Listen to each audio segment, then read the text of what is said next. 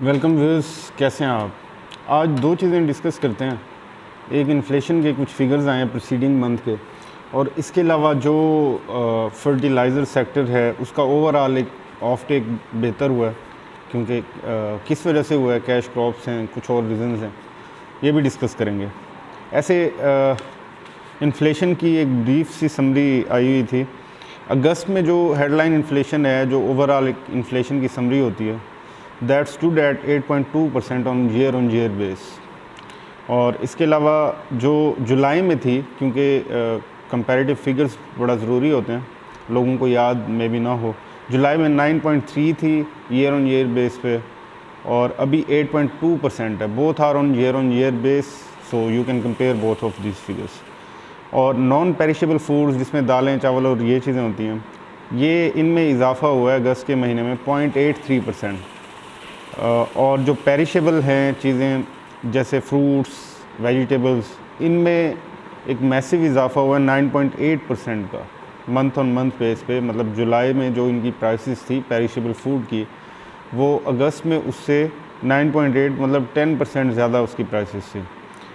और शुगर, अगर इसी फूड इन्फ्लेशन को मज़ीद एक्सपेंड करें, थोड़ा डीपली डिग करें इसे, तो शुगर, वीट और ओनियंस की प्राइसेस बढ़ी हैं अगस्त के महीने में। चिकन, टोमेटो और फ्रूट्स की प्राइसेस कम हुई हैं। ट्रांसपोर्ट इंडेक्स की बात करें, क्योंकि फ्यूल की प्राइसेस बढ़ी थी पिछले महीने कुछ, तो ट्रांसपोर्ट इंडेक्स अगस्त में 2.96% ऊपर गया। मतलब इसके जो फेयर्स हैं, जो चार्जेस हैं। और फर्टिलाइज़र सेक्टर की हम बात कर रहे थे, तो फर्टिलाइज़र सेक्टर में बेटर ऑफ टेक हुआ है, और इसकी पहली रीज़न है जुलाई में, मिड जुलाई में कैश क्रॉप्स की सोइंग होती है, कैश क्रॉप्स लगाई जाती हैं, तो इस वजह से ज़ाहिर है फिर फर्टिलाइज़र बहुत ज़्यादा यूज़ होता है, तो इस वजह से बेटर ऑफ टेक हुआ है। अब फर्टिलाइज़र में तो डिफरेंट फर्टिलाइज़र होते हैं, यूरिया, डैप जो DAP होता है, और दूसरी चीज़ें। तो यूरिया की अगर बात करें तो ईयर बेस पे 24% ऊपर गया अगस्त में। That is a very good ओमन। और यानी पिछले साल अगस्त को देखें और इस साल अगस्त को देखें, 24% ऊपर चला गया if we see it in urea context. और इसके अलावा एक और चीज़ भी हुई है ये कैश क्रॉप्स की सोइंग की वजह से, वो ये हुई है जिसकी वजह से ओवरऑल फर्टिलाइज़र का ऑफ टेक बेहतर हुआ है, सेलिंग बेहतर हुई है। वो ये है कि जो डीलर्स होते हैं, जो होल सेलर्स होते हैं, उन्होंने इन्वेंट्री रिस्टोरेशन की तरफ कदम बढ़ाया है, इन्वेंट्री पूरी की है, स्टॉक की तरफ गए हैं। उसकी रीज़न क्या थी, क्योंकि आगे एक एंटिसिपेशन आ रही थी कि गवर्नमेंट की इस पे government is mulling over, government is considering giving subsidy, और उसका एक लाए अमल आ रहा है। तो इस वजह से फिर पहले उठा लेते हैं लोग। तो एक चीज़ ये है, दूसरी ये है आगे प्राइसेस इंक्रीज़ होने की बात हो रही है, तो उस वजह से भी इन्वेंट्री रिस्टोरेशन हो रही है।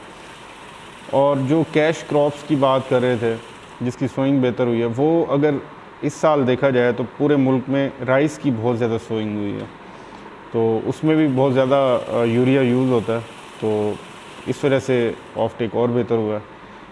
बहुत ज़्यादा राइस इस सेंस में कह रहा हूँ कि इसका कंपैरिजन अगर पिछले चंद सालों से किया जाए। एक और र्यूमर थी मार्केट में, वो ये थी कि government is considering to give subsidy, हर साल देती है, तो एक लाए अमल होता है उसका।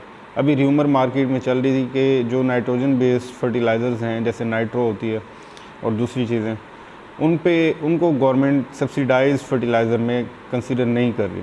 इस वजह से वो नाइट्रो की सेल काफ़ी बढ़ गई है, और लोगों ने के बाद में शायद महंगी मिले, सब्सिडी गवर्नमेंट की तरफ से ना हो तो अभी उठा लो। और इसके अलावा जो कंपनी वाइज अगर बात करें, तो सबसे ज़्यादा जिसका ऑफ टेक बढ़ा है वो है ईफर्ड, एग्रो फर्टिलाइज़र। और इसके अलावा जो सबसे कम जिसका बढ़ा है, क्योंकि ऑलरेडी उनका काफ़ी ज़्यादा था, वो है FFC। और हमने ईफर्ड के रिज़ल्ट पहले देखे थे, पिछले 1-2 क्वार्टर के इतने अच्छे नहीं थे, तो सेल नहीं थी। अब उन्होंने प्रोडक्शन भी बहुत ज़्यादा बढ़ाई और सेल भी काफ़ी ज़्यादा हुई। FFC ऑलरेडी काफ़ी ज़्यादा सेल पे चल रहा था, काफ़ी ज़्यादा ऊपर चल रहा था, सेलिंग काफ़ी ज़्यादा थी, इस वजह से उसको कम फ़र्क पड़ा। FFBL को भी दूसरे नंबर पे सबसे ज़्यादा फ़र्क पड़ा आफ्टर ईफर्ड। FFBL के जो 7 मंथ्स में, जो ये 2020 के 7 मंथ्स हैं जुलाई के एंड तक, इसमें 21% यूरिया का ऑफ टेक बढ़ा है, 21%। ये ईयर ऑन ईयर बेस की बात कर रहे हैं, अगर पिछले साल के 7 मंथ्स देखे जाए। और 18% डैप बढ़ा है इसका ऑफ टेक, 18% इन 7 मंथ्स में। तो ये चीज़ें ज़ाहिर करती हैं कि फर्टिलाइज़र का आगे अच्छा टाइम आ रहा है। और वैसे भी हमने देखा था जो एक प्लंजिंग आई थी, stocks nose dive because of GIDC penalty and other things, तो वो अब वापसी की तरफ जा रहे हैं। जैसे FFBL 22 के करीब पहुंच चुका था, वापस 18 पे मिला, अब फिर 2-3 अपर लॉक लगे हैं, 21 से ऊपर चला गया या शायद 22 को टच कर गया। तो ये चीज़ें फिर होती रहती हैं। अब FFBL का तो फिर थोड़ा सा डिफरेंट सिनेरियो भी है। इसकी फौजी फूड्स लिमिटेड इसकी सब्सिडरी है, तो उसमें अगर कुछ बेहतरी होगी, उसकी शेयर प्राइस ऊपर जाएगी, तो इसकी अल्टीमेटली ऊपर जाएगी। और same goes for FFBL and FFC के 49% शेयर्स हैं FFBL में। FFBL में कुछ बेहतरी आएगी फाइनेंशियल्स में, तो FFC भी ऊपर जाएगी। तो ये इंटरलिंक्ड हैं इस तरह चीज़ें। अभी FFBL की बताया मैंने आपको, काफ़ी बेहतरी आई है इसमें। अब GIDC पे थोड़ी क्लैरिटी और हो जाएगी आने वाले मंथ्स में कि ये इंस्टॉलमेंट्स देना स्टार्ट होते हैं, क्या करते हैं, गवर्नमेंट कोई रिलैक्सेशन देती है मज़ीद, या सब्सिडी थोड़ी बढ़ा के इनको इस साइड से, प्रोबेबल यही है कि सब्सिडी बढ़ा के इस साइड से कंपनसेट करने की कोशिश की जाए। तो ये भी होता है तो बड़ा अच्छा साइन होगा। बहरहाल जैसे मैंने पहले कई बार अर्ज़ की कि आफ्टर बैंकिंग, फर्टिलाइज़र और big conglomerates are on the second number to get the government protection. तो इस वजह से बड़े कम चांसेस होते हैं कि इनको बहुत ज़्यादा मैसिवली हिट हों किसी पेनल्टी की तरफ से, ख़ास तौर पे किसी पेनल्टी की तरफ से, वो भी गवर्नमेंट की तरफ से।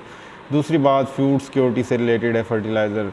कभी भी गवर्नमेंट नहीं चाहेगी कि फूड सिक्योरिटी के इश्यूज़ हों, क्योंकि एग्रीकल्चर से रिलेटेड है और हैं भी डायरेक्ट कल्टीवेशन से रिलेटेड फर्टिलाइज़र्स। तो इस वजह से गवर्नमेंट की हमेशा से इनको सपोर्ट रही है और रहेगी। तो ये आज का सेशन था। और if you guys have any kind of query regarding these numbers that I have told, so you can ask that in the comment section. Thank you very much.